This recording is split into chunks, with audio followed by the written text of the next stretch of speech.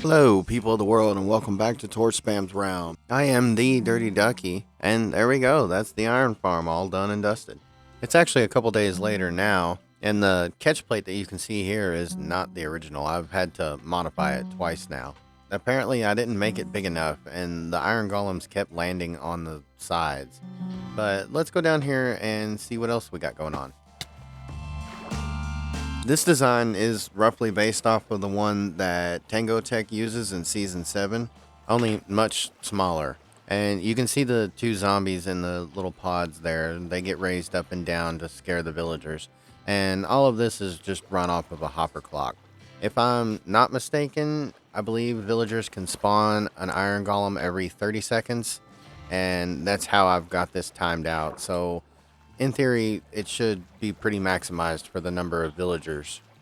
You get 4 iron golems about every 30 seconds, except I think that time we only got 3. But for the most part, it works. And it works really well. As you can see here, this is the second chest. And I've actually already pulled a whole bunch out. And I've got a few iron blocks in my storage up there.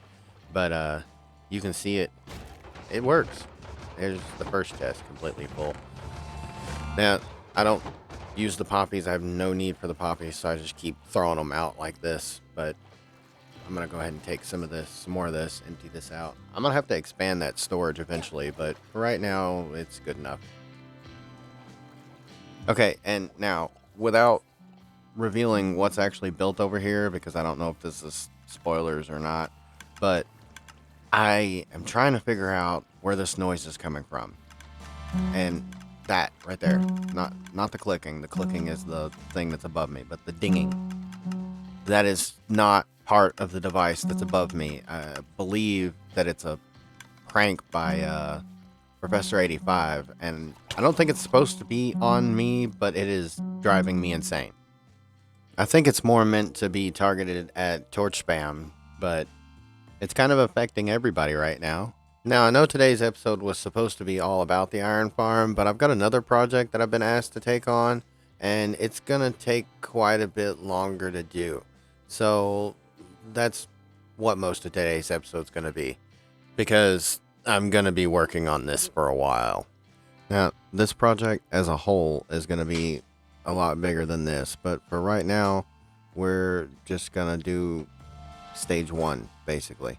And that's really just because this early, I don't feel like we're going to need a whole lot more than that. So we're doing one single tower as a general mob farm. We're not going to specialize any of it right now.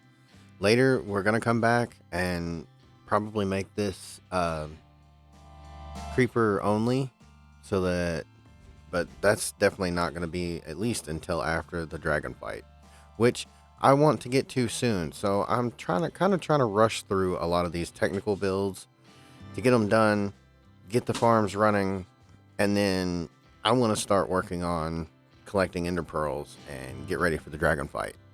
And I mean, honestly, I'm ready. I mean, my armor is about as enchanted as it's gonna get, and I've got a good bow, good sword. I pretty much have everything I need. I need to do some more potion brewing, but that's not even really needed. That's just because I like being extra prepared.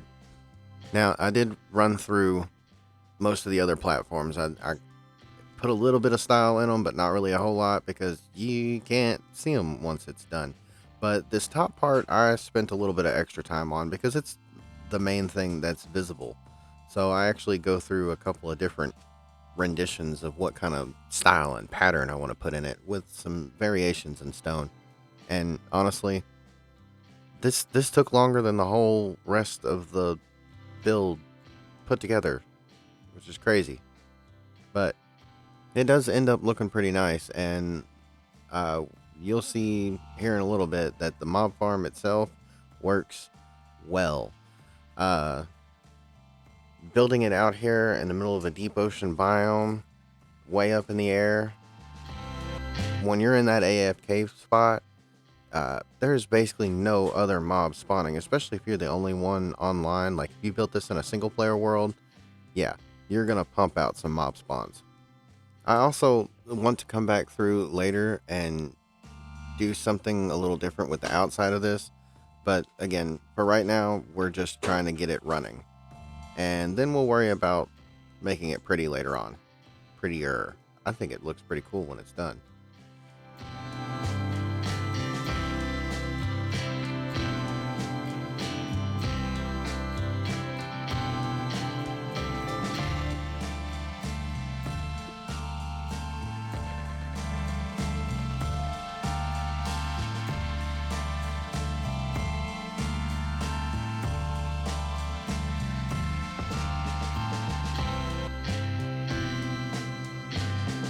And that's pretty much the finished style. So now I'm trying to invert the water so that it's on default, so we don't have any spawns when the farm is turned off. Then I messed up my water flow, so I had to redo my water sources. And that ended up being a lot more of a pain than I anticipated because there was mobs spawning the whole time. So then we come up, we test some stuff out, make sure everything functions right. And then I'm going to get a ladder built. Our AFK point is 190, I believe. We get a storage system in place real quick first.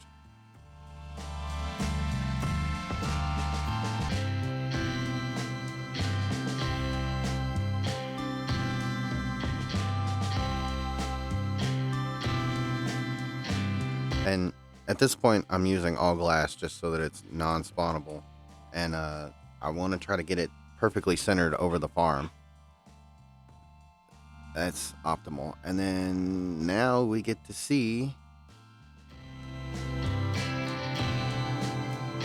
what this farm actually looks like when it's running. Yeah, look at that. Look at all that. That is crazy. Of course, like I said, there's no one else online at the moment. So right now we're looking at optimized rates. If there was anybody else online, they'd be affecting the mob cap, and it wouldn't run quite this fast. But now, I know I said that I wasn't going to be building the villager trading hall, and I'm not. This is really just kind of a temporary thing that I'm setting up because somebody decided to play with the buttons, and now there's villagers everywhere, so I have to stash them somewhere. So I'm going to set up a temporary thing here, and it's also kind of going to be a little emerald farm. But this also gives me the opportunity to show off the little device that we built in the last episode and how it actually works. And now let's see if I can just send this one. Yeah, it's not going to. No, I don't want to trade with you. I want you to go over there. You're going to be annoying. Well, I would be showing it off if somebody hadn't broke it, but now I have to break it to fix it. Okay, now it should work. So we hit this button to call a villager. You can see I've already cleared out some of the ones that have been sitting around. And if you just give it a second, I might be out of minecarts. Hang on just a minute. I'm going to have to go make some more. So what I've done is I put this chest right here, and this feeds into a hopper that feeds into the dispenser that shoots out the minecarts. So I'm going to fill this up. Probably not completely full, but a good portion of it. All right, now we can show it off. I'm going to go ahead and move this. And we've got the rail set up, so you set up your rail to go wherever you want the villager to go. And hey, look, rotten flesh. So you set your minecart track up to go wherever you want it to go, and then once you have your villager here and you're ready to send him, you hit the button and away he goes. It's really simple. And then we just take out these tracks. We put in a temporary block to hold him. We got to take the track out from under him too. And then he'll be stuck here forever. So I just had these temporary blocks here so that I could put these trapdoors on them like so. And then we can close this off. Now, I know this is a mushroom island and we shouldn't have to worry about zombies or baby zombies. But I'd rather be safe than sorry. So we went ahead and we put the trapdoors, and then we can put these workstations down in front of them. And then, you're a farmer, right? Yeah, okay. And then we can open these trapdoors and access the villagers. And then nothing should be able to jump in there with them. So that's what we're doing. And then it's just redirect the minecart, call another villager, get them in place, and we'll have a nice little emerald farm going. I'm hoping to have 4 priests, which we've already got, 4 farmers, and then probably 4 librarians, and I'm hoping that all 4 of them will have a paper trade. We've already got our one really good 10 emerald mending villager, but we're going to see what else we can get as far as that goes. And hit the button. Wait a few minutes. A few seconds, really, I guess, honestly. Yeah, there he is. And then hit this button, and away he goes. Rinse and repeat. We're still currently using this original farm that I set up day 1, but we've been mixing it up with what crops we're doing. And now I'm going to alternate carrots and potatoes because 2 of our farmers buy carrots and 1 buys potatoes. So that's how we're going to get lots of emeralds. Well, it's one of the ways. This is the best part right here. Constantly cycling through villager trades. Like I said, we got the mending villager, and he's actually got 2 different mending trades, one for 10 and one for 34, which is kind of crazy. But we want this guy to have a paper trade, and we would prefer if he had a good book trade too. So I'm going to be sitting here for a while messing with this. Oh, okay. All right. For 5 emeralds. Yeah. Okay. Yeah. He doesn't have a paper trade, and I'd really like for him to have a paper trade, but I can't pass on infinity for 5 emeralds. So we're gonna lock that in, and I'm just gonna go ahead and probably buy several of them and put them away because I'm sure that other people on the server could use some infinity books. I was kind of hoping he'd level up so we could see what else he had, but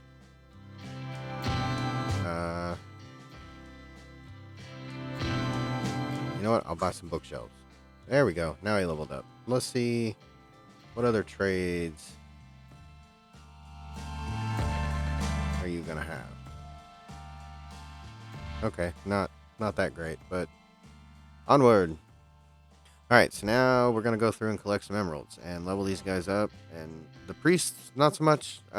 They pretty much all have the same trades. As far as I know, I don't think there's any extra trades, but we have a lot of rotten flesh to get rid of, and we need emeralds, so having more than one keeps us from maxing them out. So, and we've also got the 4 librarians down here, including our mending guy,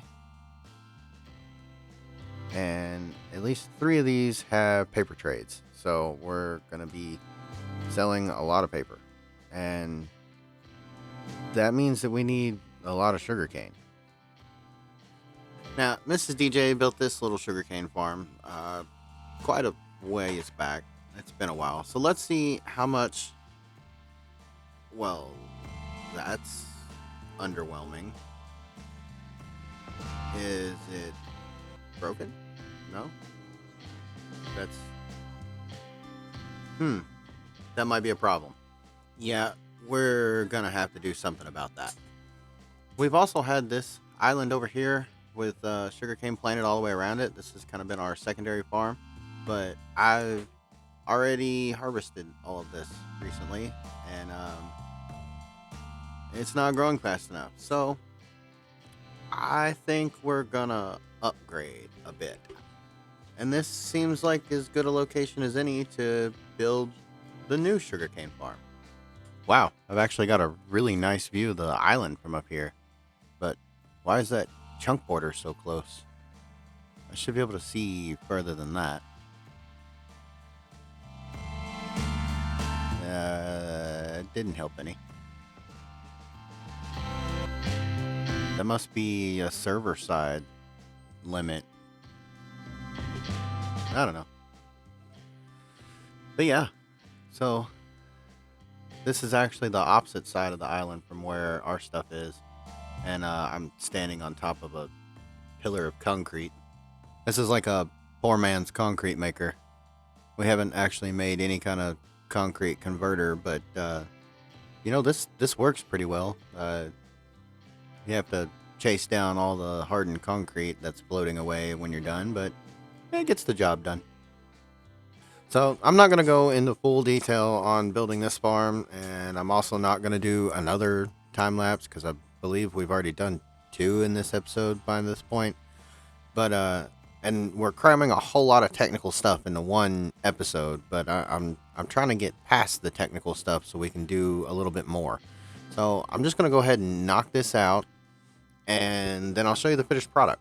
Can I just say I'm really glad that I have an iron farm, because this is a lot of pistons, and I'm actually struggling more with wood and cobblestone than I am with iron, and that is a good thing. So this is 1 layer completely finished. It's 8 sugarcane per module, 4 modules in a row, and 3 rows total. I believe that I want to make this 2 layers tall, so that should be, if my math is right, 198 sugarcane being automatically harvested all the time. So this, when it's finished, should be pumping out an insane amount of sugarcane. But I need lights because for some reason it's also a skeleton spotter. I don't understand that. But alright. So this has basically become a farming megasode. We've completed the iron farm, a mob farm, and now a sugarcane farm, all in one episode. And that's okay, I guess. So I know this has been a lot stuffed into one episode, but I'm trying to get through all the technical stuff so that we can get on to the stylish stuff. And I really wanted to just get all of the community farms knocked out so that we can move on to something else. My hope is that in the next episode, we're going to go ahead and start work on an actual base. Yes, that's right. I'm finally going to build a house. But we are going to just skip over the whole starter house idea, and we're going to go straight for something a little bit cooler, but I'm going to leave that as a surprise. I have a really neat idea, and I feel like it's pretty original. I've never actually seen anybody do it before, and I'm kind of excited about it. And in the background, Professor 85 and I have both been kind of stockpiling Eyes of Ender, so I'm also hoping that the dragon fight will be in our near future. But for now, that's all I've got time for. If you enjoyed the video, please hit the like button, and if you haven't already, don't forget to subscribe. And if you want, ring the bell so you get notifications when my new content drops. But for now, I am the Dirty Ducky, and I'm out.